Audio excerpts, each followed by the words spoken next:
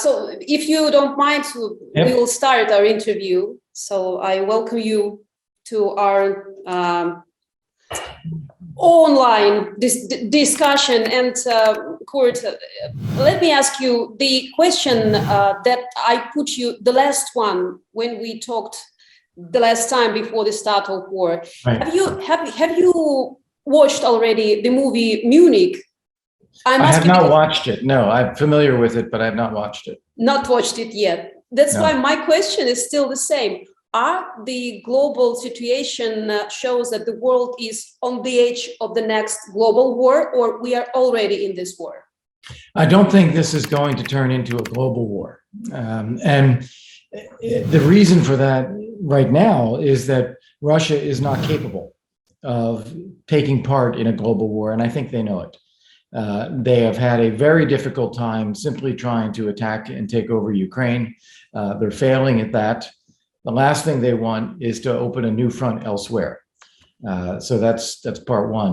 Part two is the rest of the world is not interested in a global war, and no one is attacking Russia. No one is trying to have regime change in Russia. The rest of the world is basically saying Ukraine has the right to defend itself. We will help Ukraine defend itself, but Russia's got to figure itself out. That's essentially the attitude, and therefore I don't see this expanding into a wider war. Now I do see a long-term challenge in the future. You have this challenge between democracies, such as Ukraine or the NATO countries, for the most part, Canada, or in Asia, you have Korea and Japan and so forth, and countries that are authoritarian states that are believing that they have a right or an ability to exercise power against others. And that's what Russia has tried to do. And I think we're going to see this in other cases. They may, including China, they may take a few lessons from Russia's war on Ukraine, and they may feel that, okay, this did not go so well for Russia, so maybe we should be more cautious in trying to attack or put pressure on our neighbors. But that long-term confrontation between these two types of systems will continue. I just talked to one of British journalists from Daily Mail just before conversation with you, and we were remembering all the conflicts where Russia more or less took part. So we remembered Yugoslavia, Syria, right, Czechoslovakia, Georgia, Afghanistan, Nagірний Карабах, Moldova, Chechnya, Baltic republics, and now Ukraine finally. So are there still any kind of surprises for global politicians or for global society in what's Russia capable of? Well, just that list that you gave, Russia has a real talent for picking the wrong side. It's hard to think of an example that has gone well for them. And that's because Russia aligns itself with small groups of people who want to exercise power against the people of the very countries they're working with. So I think that's Russia's chief failing right there. In terms of surprises, I think we were all surprised at how incompetent Russia's military really is. We knew that they had spent a lot of time and money trying to reform and improve the military, especially after their invasion of Georgia in 2008, which likewise did not go very well. They had a lot of failures in their military performance, which they tried to correct. And we thought that by the time they invaded Ukraine for the second time in 2022, that they would have improved their military capabilities substantially. Turns out that they have many of the same failings of the past and even more than we knew. For example, the training of personnel, very uneven, very poor quality, lack of trust in personnel, no delegation of authority to lower levels. So everything is bottlenecked at the top levels. They did not have good equipment and not well-maintained equipment. A lot of it didn't work or malfunction. They did not even communicate their mission and their intent to their troops honestly and accurately at the beginning of the war. So many of them did not even know what they were doing, or that they were in Ukraine and their mission was to kill Ukrainians. This was concealed from them.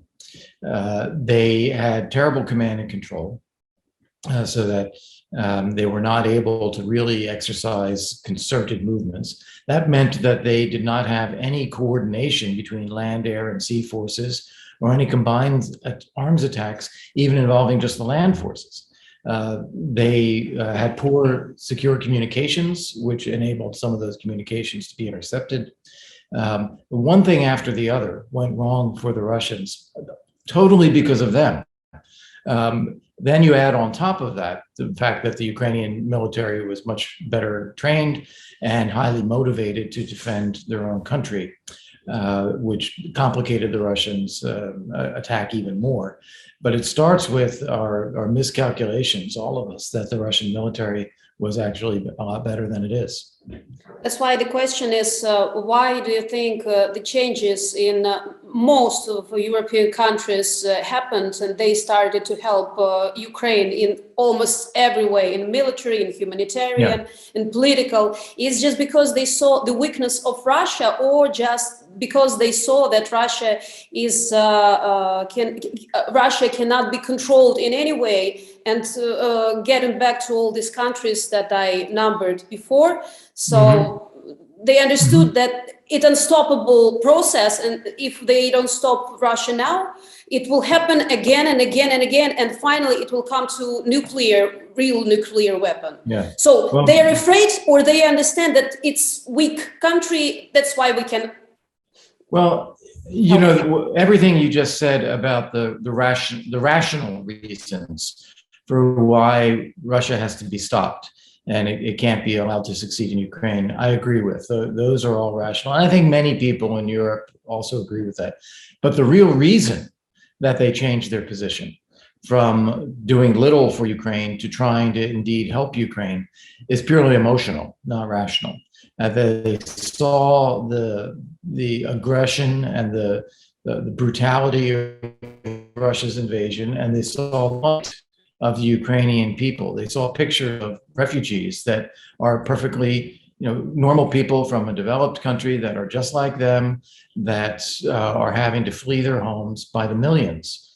And this, I think, touched European publics and the American public as well, far more than any kind of rational response. It was this emotional response, and it put pressure on the governments to do something. And we still see this today, as just take the United States as an example. President Biden proposed a remarkable package of support for Ukraine to the Congress, $33 billion for the next 5 months. And the Congress said, no, that's not enough. We want $40 billion. So it's that emotional response that I think drove countries to change their minds. The second thing, which is a factor here, is the belief that Ukraine would in fact survive.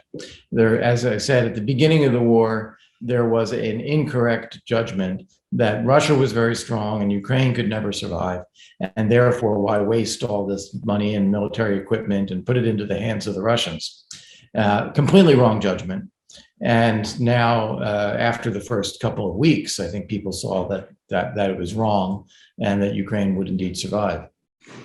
Talking about lesson that world and many countries had to learn from this war, you said just now that it was emotional decision because the audience that saw all these terrible pictures from the Kyiv region, from Mykolaiv, from other places.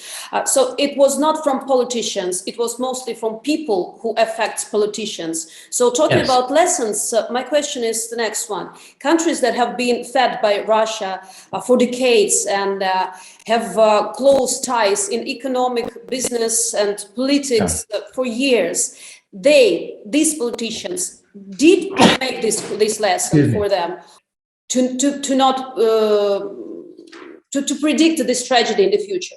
I think so, because of the emotional response that forced governments to respond.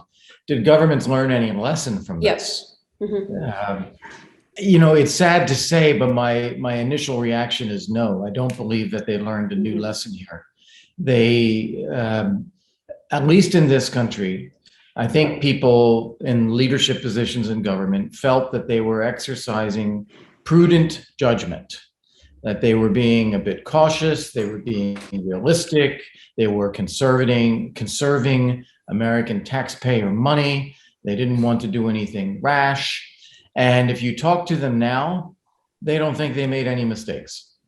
They say, oh, yes, we helped Ukraine a lot. And as the war changed, we increased our support and we changed the nature of our support so that we were keeping up with how things evolved. And no one has done more for Ukraine than the United States. So no real recognition that they made some fundamental mistakes. Because take an example as countries like Hungary that still is not hesitating. They have their own profit in it. I understand why their position is this way. But talking about, for example, British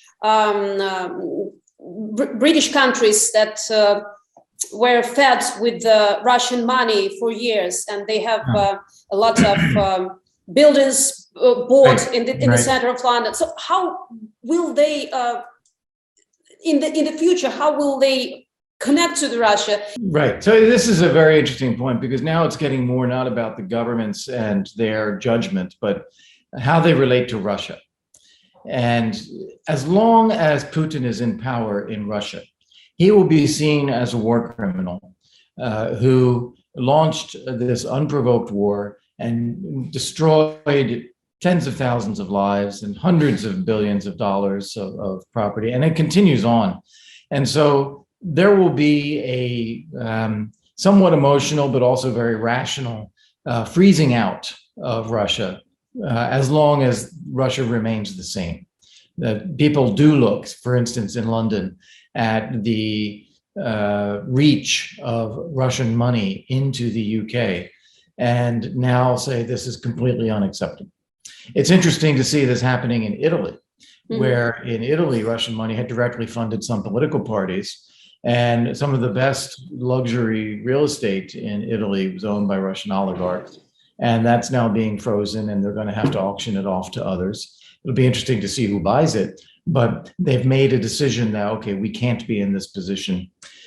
Germany, interesting. I saw the news yesterday. They're stripping former Chancellor Schroeder of his office in the Bundestag. It's amazing that they were still paying him up to this point. But that being said, it's symbolic in a positive way. It's a symbolism that they have to break with this. Again, the German people are ahead of the German government. They would break with the Russian government much more abruptly than the German government is prepared to do at the moment. People do worry about energy prices in Germany more than they should. Yeah, I understand, but if you're comparing it to Ukrainian lives, it's not much of a comparison. That's why when we hear that they're not mutual position on the sixth package of sanctions to Russia, and I hear that not all these actions are really effective, talking about the seventh package of the sanctions.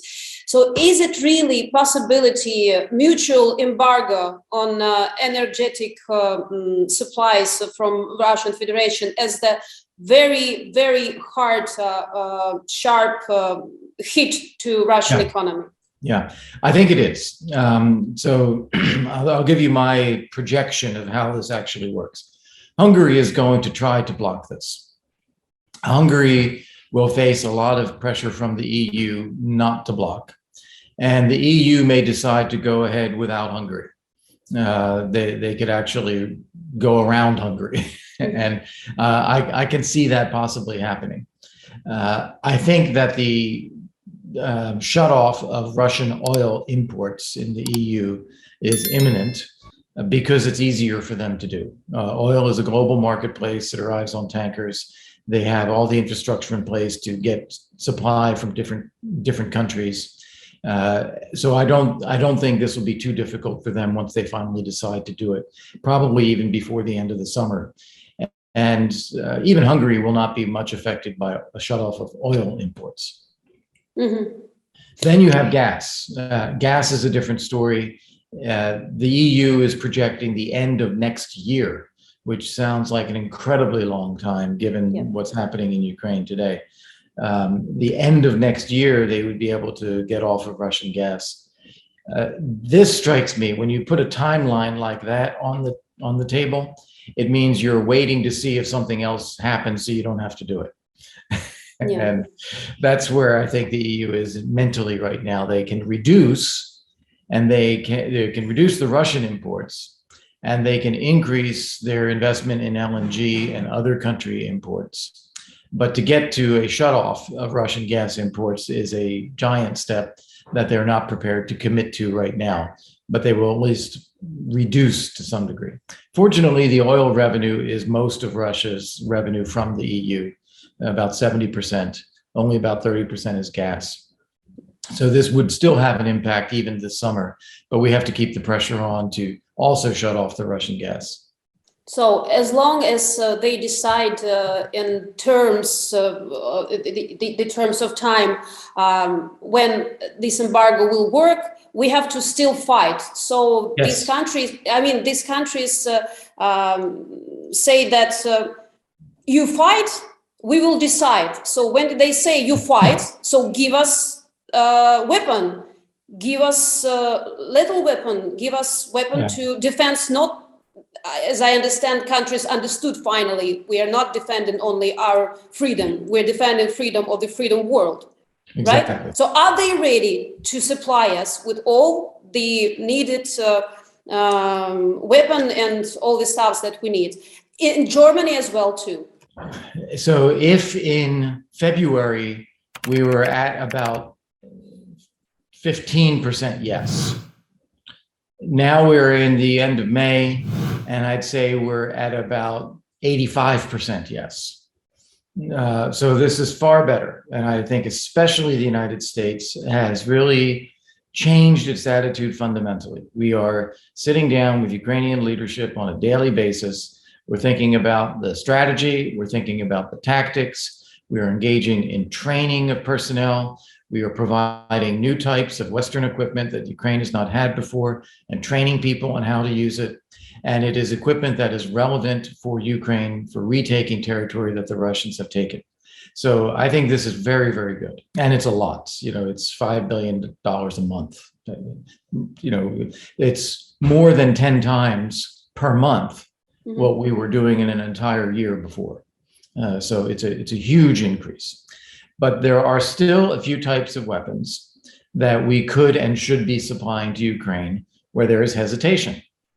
And the hesitation comes from a self-deterred concept of we don't want Russia to perceive us as being aggressive. It's crazy. It is truly crazy to have this instinct when you see what Russia is doing. Russia is exercising no restraint, and they are in somebody else's country, not their own. It's actually the matter of surviving the whole nation, as we see from. You remember when we were talking here in Kiev, we were trying to understand the main goal of Putin. We were talking about his ambitions to recollect the Soviet Union Republic or Soviet Union territory. Yes. So what's his goal right now? As we see, understand from being inside, it's just destroying the Ukrainian nations as it is. No other aims or no other challenges are not before Putin right now. Yeah. Are you agree? I don't think his goals have changed very much. Mm-hmm. What has happened is that he realizes he doesn't have the means to achieve them now. So his goal originally, as we talked about, was to reestablish the Russian Empire and eliminate Ukraine and Ukrainians. That this should all be part of the Russian Empire. He now, I think, understands that he can't do it, that he wants to do it, and I think he still wants to do it, but he failed in the effort to take over the capital, to topple the government, to take over the entire country. They had to retreat. They are now trying to take over eastern Ukraine. So there may, instead of saying no free Ukrainians, now they're saying no free Russians outside of Russia. And trying to stop killing everybody they killed in Mariupol was a Russian speaker. So they are destroying their own language speakers now in the name of saving them. even that is failing. And so they're having to then look for what could possibly be done that could be packaged as a worthy victory to create a pause so they can regroup and try again later. I don't believe that Russia will give up on trying to take Odessa or to connect all the way to Moldova. I don't believe that they will be satisfied with an independent and sovereign Ukraine, but they will have to stop fighting at some point because they don't have the means to continue. Yeah, I remember that you told me that Putin is verifying each of his steps before the start of this war that we didn't predict. And you said that he will have to explain somehow to Russian people why he's killing Ukrainians. So it's crazy to start this war. This from our conversation beforehand. And now he doesn't even have to explain Russians. As we see from stay in Russia, they are mostly, wow, go ahead, the Z letter and all the things. So what happened? What happened to the people? Yeah, so that's a great question. Putin has created an information bubble for Russian people where he's playing on their sense of nationalism and feeling that they are threatened by the West. And what's interesting is if you just look at the speech he gave on Victory Day, May 9th, he didn't talk about Russia's war on Ukraine. He talked about Russia defending itself against imminent attack by NATO. Because you can't explain to Russians why they should kill Ukrainians. Doesn't make sense. But you can explain to Russians why the West hates them and we have to defend ourselves and we have to sacrifice for this. So that's what he's trying to do. And then they provide all this false information to the Russian people where people want to believe that their government is acting in a reasonable way. So the atrocities that the Russian forces committed in Bucha, the Russians say, oh, that was all staged by the West. You know, these were actors and dummies, and it was all there meant to embarrass Russia. That the Russians are acting with great restraint, and that authorities, you know, in Kyiv are preventing the Russians from providing humanitarian support to the Ukrainian people. All these false narratives. But they put them out there to try to portray what the Russian government and military is doing in a positive light. And people have no other sources of information. And they also want to believe that their government is not as evil as it is. And so they just get sucked into this. But we are seeing already that more and more information is seeping into Russia, not through the media, but through personal connections and word of mouth, people talking, much more information than even a month ago. And people are questioning what Russia is doing. Families are seeing that their sons have been killed in battle in Ukraine, and they're getting, you know, information about the losses, and the losses are significant. You have retired military officers pointing out just what has happened to the military. And this is shocking, I think, as well, to see that they are very well informed and being very candid about it now in the press sometimes. So I think this information bubble is starting to pop, but it is nonetheless a bubble that Putin deliberately created to sustain his war effort. Not talking about Russian people, it's a question for another discussion. Let's talk about the international society and the ways to end this war, because today in the interview with CNN, Tony Blair, if I'm not mistaken, said that no Ukrainian leader would now agree to any concessions or give or apologies to Russia. So from this point of view, I mean, no Crimea, no Donbass, no any agreement that was before, and Minsk agreements and Normandy agreements, whatever. So from your point of view, our part understood, the Western leaders, what they could give to Russia in the easing of sanctions if they capitulate. Yeah. Well, first off, I think Tony Blair is exactly right. And I want to restate what I think as well. There is no justification for Ukraine to accept any Russian control of Ukrainian territory. You could have argued that, okay, the ceasefire in 2014, it was the best that could be achieved, but Russia has now violated even that. And they have also they've invaded from Crimea, meaning that they don't perceive even a line of, where is Crimea and where is the rest of Ukraine. There is no justification for Russia to be in any of these places now, and no Ukrainian leader could accept as a matter of principle that some of this is okay. It's not. Tony Blair, I think it's great that he is speaking out this way because people in Europe need to hear it.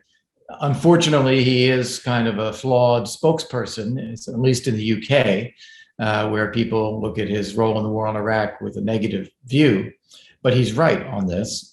And unfortunately, I think we are seeing current leaders in France in particular, but also possibly Germany, where they are saying, oh, this is terrible. We need an immediate ceasefire. Russia can't lose face. Ukraine should not humiliate Russia. The West should not humiliate Russia. This is dangerous talk. This is very dangerous. And I think it's important that everyone push back on that kind of logic. If a person is a rapist and a child molester, there's no possibility of them saving face. The only question is, how harsh is the punishment? And that's the same thing that I think we see now with Russia and Ukraine. There cannot be any acceptance that Russia gains anything from this aggression. In fact, it has to be reversed. We have to keep pushing back on this narrative.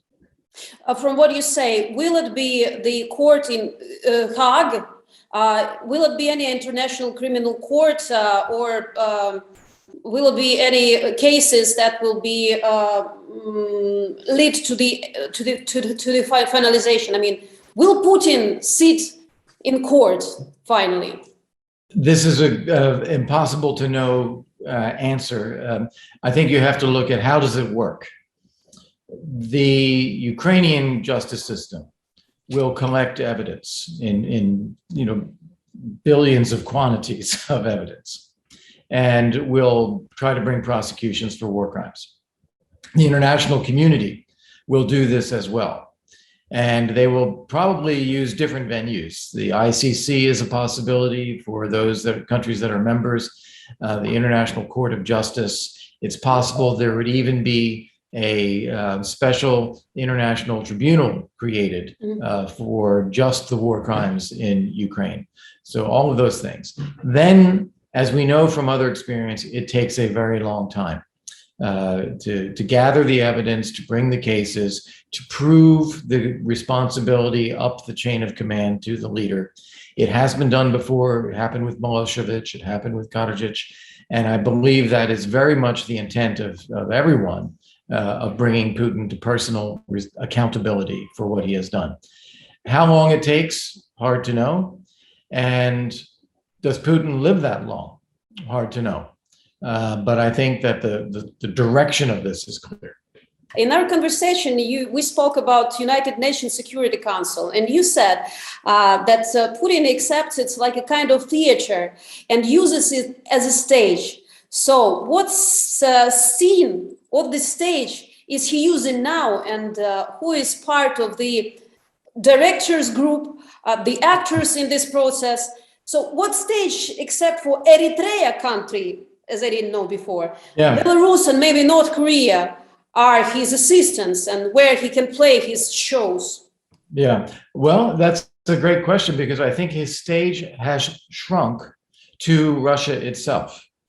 So if you think about, he was trying to use the UN Security Council and project Russia's arguments, but after the invasion, when it was clear that it was an unprovoked aggression by Russia, he couldn't do that anymore. So what does he do more recently? He brings the CSTO, the Collective Security Treaty Organization heads of state, to Moscow and meets with them to show that Russia's not alone. because what the Russian people see is you have 40 some countries and all of the major economies outside China and India, but everybody else isolating Russia, and Russia facing sanctions, and Russia facing hardships, supply chain shortages, lack of access to certain key imports. It's a hardship now. And he's trying to show that, no, we're not alone. We have our friends and our allies. So he brings them to Russia to show that, there's still something there, that Russia's not in such a bad situation. Even that does not go very well, because the only one who really speaks out to support Putin and to support what Russia's doing is Lukashenko, who has the least credibility of all of these people. So I think his stage has shrunk.